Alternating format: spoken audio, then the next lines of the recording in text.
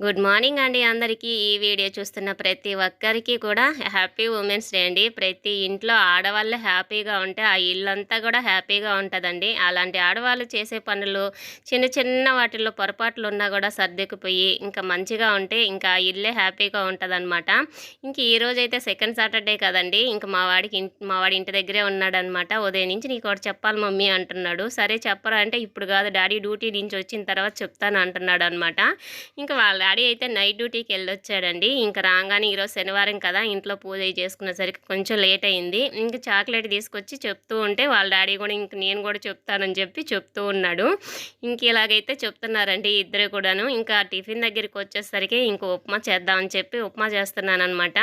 ఇంక ఇలాగ చట్నీ అయితే కొంచెమే చేశాను. మా వాడు కొంచెం చట్నీ తినడం కష్టం కాబట్టి కొంచెమే చేశానమాట. మళ్ళీ ఉన్నా కూడా ఎందుకులే స్మెల్ వచ్చేస్తుంది సాయంత్రానికి అని చెప్పి ఇలా చేసేసి ఇద్దరికి టిఫిన్ పెట్టేసి నేను కూడా చక్కగా వేడివేడిగా ఈ చట్నీ ఉప్మా తినేసాను.